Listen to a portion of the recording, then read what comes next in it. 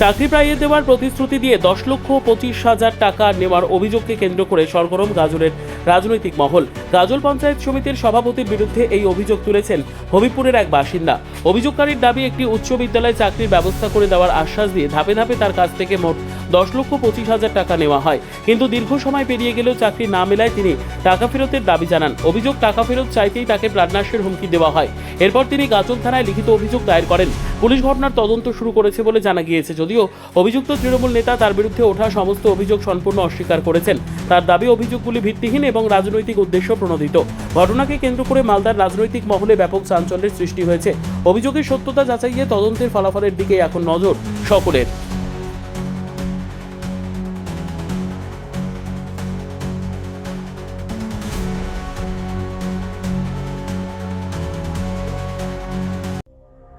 সংবাদটি নিবেদন করছেন স্বস্তিলোক উৎসব ভবন, গঙ্গারামপুর, দক্ষিণ দিনাজপুর। টাকা চাওয়া তো প্রাণের হুমকি দিচ্ছে। টাকা প্রথমে তো বলেছিল যে টাকা নেইনি, তারপরে যখন ওই প্রমাণ কিসের জন্য টাকা দিয়েছিলেন? ওয়ার্ক এডুকেশনে চাকরির জন্য, আমার ওয়াইফের চাকরির জন্য। কিসে? ওয়ার্ক এডুকেশনে।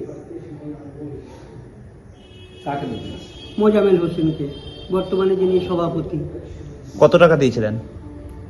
10,25,000।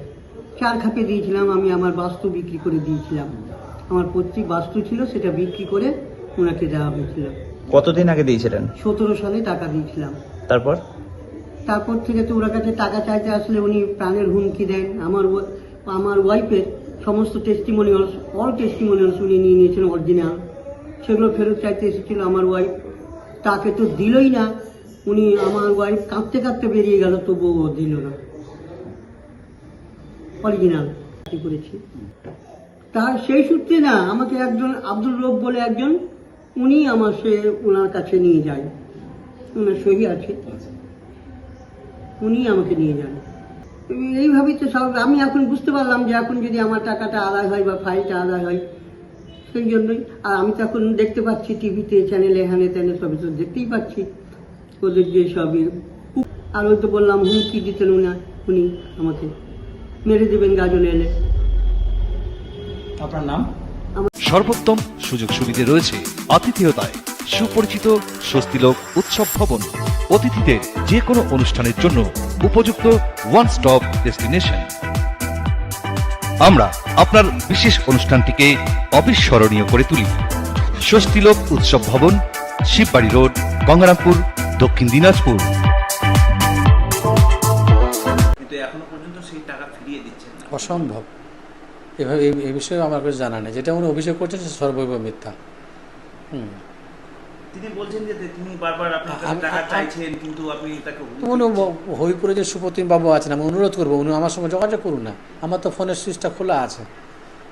আমি তো আর লুকিয়ে পালিয়ে বেড়াচ্ছি না। আমি তো অফিস করছি আমার। উনি যদি সত্যি সত্যি টাকা পেয়ে থাকেন তা আমার সঙ্গে যোগাযোগ করবে। কিন্তু প্রাইমারি স্কুলে বা হাই স্কুলের ব্যাপারে এই সমস্ত বিষয়ে এটা কোনো সারবত্তা নেই। এটা সর্বৈব মিথ্যা কথা। আমার তো মনে হয় এখন আমাকে জানতে হবে বিষয়টা কি। তো আমি যেটুকু জানি, ওনার সঙ্গে আমার সম্পর্ক আছে, কথাটা ঠিক। উনি কিন্তু গাজলে চাকরি করতেন, বিএলএ অফিসে চাকরি করতেন। কিছু টাকা পয়সা আমি বরঞ্চ ওনার সঙ্গে পাবো। আমি বলছি না লোকটা খারাপ, লোকটা কিন্তু ভালো। ওনার সঙ্গে আমার দীর্ঘদিনের সম্পর্কও আছে, আমি দেখেছি, ব্লকে অনেক সময় এসছে। কিন্তু যে অভিযোগটা উনি করেছেন চাকরির বিষয়ে, সেটার বিষয়ে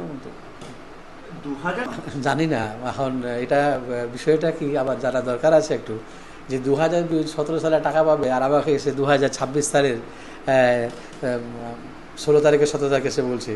এই আবার কিছু বুঝতে পারছি না। না, এই অভিযোগের সঙ্গে আমি রাজ্যের পালাবদল বলবো না। কারণ রাজ্য সরকার যেটা করছে বা রাজ্য সরকার কাজগুলো যেগুলো করছে, সেগুলো সত্যি খুব ভালো কাজ। তাদের কাজে এবং আমাদের মাননীয় মুখ্যমন্ত্রী যেগুলো কাজ করছেন, সত্যি আমি খুব খুশি। এর সঙ্গে রাজ্যে পালাবদলের কোনো সম্পর্ক নেই। তবে এটা বলবো, কিছু কিছু স্বার্থান্বেষী মানুষ যারা মানে বিজেপি সেজে দালালি করছে, যারা সত্যি আমার বিজেপি বন্ধু গাজলে আছেন। ব্যুরো রিপোর্ট, উত্তর বাংলা সংবাদ।